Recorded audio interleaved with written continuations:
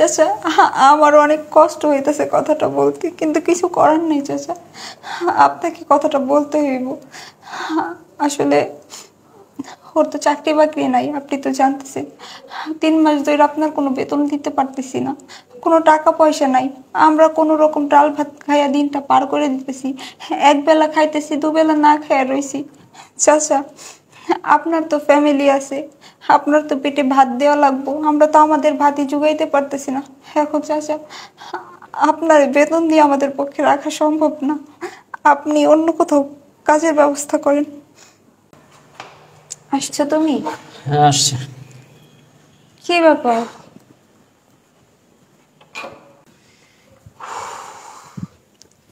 কি ব্যাপার, কি হয়েছে তোমার? মন খারাপ কেন? বলো আমায়।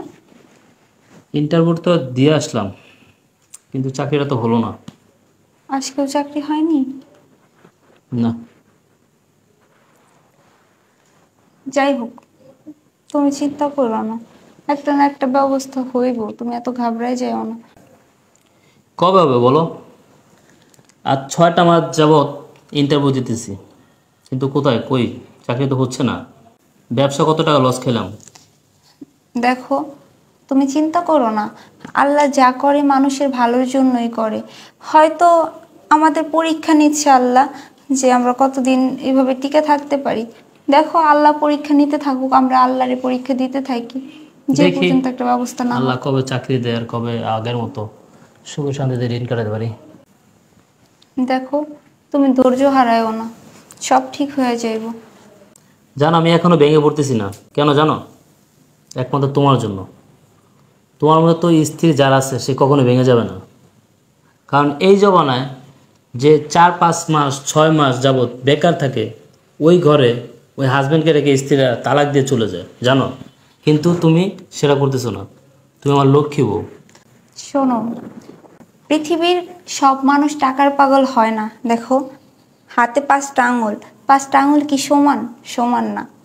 শোনো, অনেক মেয়ে অনেক রকমের হয়।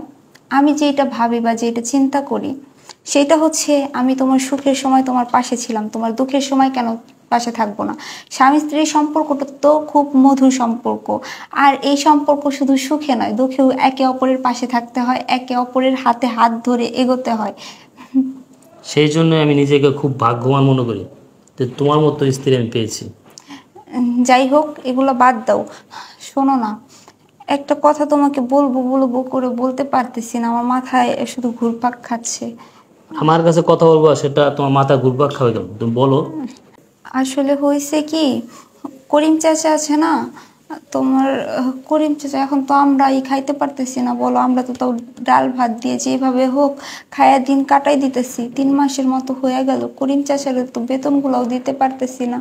আর ওনারও তো ফ্যামিলি আছে, ওনারও তো সন্তান আছে, ওনারও তো খাওয়া দাওয়া করতে হয়।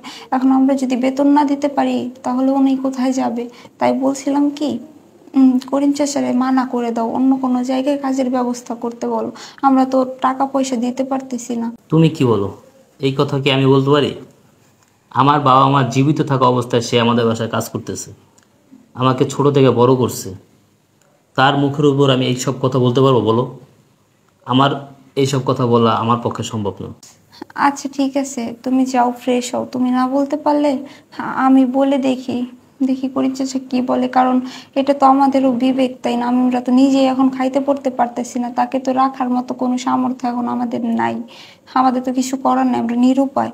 যদি আবার কখনো আমাদের টাকা পয়সা হয়, আল্লাহ তাআলা যদি আবার আমাদের ভাগ্যে রাখে, আবার যদি আমরা আগের মতো জীবন পাই, তাহলে অবশ্যই আবার করিম চাচাকে আনবো। দেখো তুমি বুঝিয়ে শুনে বলতে পারো কিনা, কারণ আমার দ্বারা এটা সম্ভব না। আচ্ছা ঠিক আছে, তাহলে তুমি যাও, ফ্রেশ হও। করিম চাচা, ও করিম চাচা, এদিকে একটু আসেন তো। তুমি ডাকছো মা আমাকে? জি চাচা, আপনাকে ডাকছি। আসলে কিভাবে যে বলি, বসেন চাচা, বসে কথা বলেন। ঠিক আছে মা, বুঝলাম।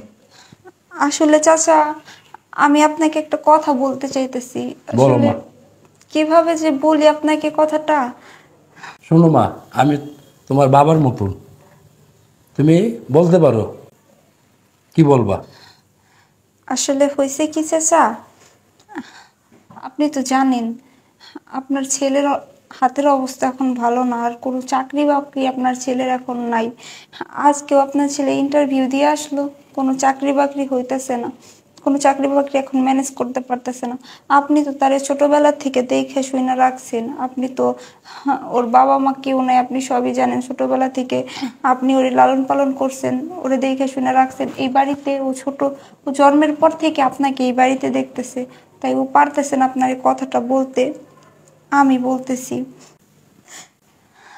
আসলে চাচা, আমার অনেক কষ্ট হইতেছে কথাটা বলতে, কিন্তু কিছু করার নেই চাচা, আপনাকে কথাটা বলতে হইব।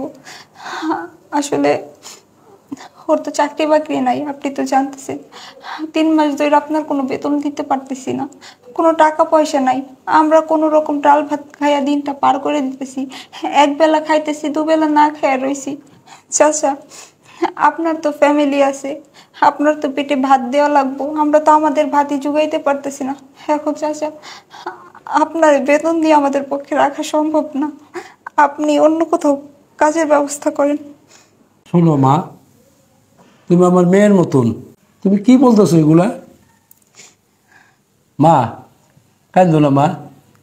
তোমার এই আমি এই ছেলেকে, হৃদয়কে ছোটতে মানুষ করছি, লালন পালন করছি, বড় করছি, হ্যাঁ ছেলের মতন দেখছি। মা তুমি কান্দো না মা, তুমি আমার মেয়ে, হৃদয় আমার সন্তান, বুঝতে পারছো মা? আমি তোমরা যে টাকা পয়সা বেতন আমার না হতো মা, আমি হৃদয়কে আমি ছাড়তে পারবো না। হৃদয় আমার ছেলে, বুঝতে পারছো মা? চাচা, আমি জানি যে আপনি আমাকে, হৃদয়কে অনেক ভালোবাসেন, নিজের ছেলে মেয়ের মতো ভালোবাসেন। কিন্তু চাচা, একটা কথা সত্যি যে চাচা, আবেগ দিয়ে দুনিয়া চলে না।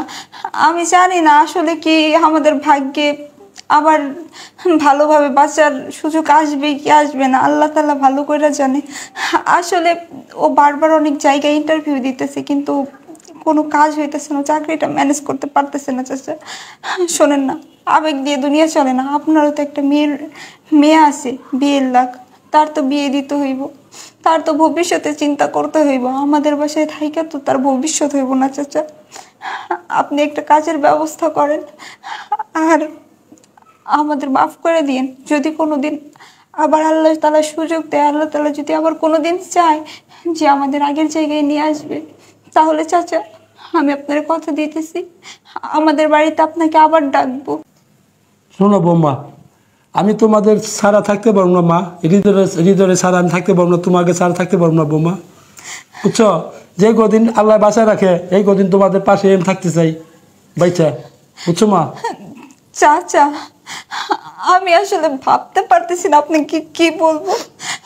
পৃথিবীতে যে এখন আপনার মতো ভালো মানুষ আছে, সেটা চাচা ভাবাই যায় না।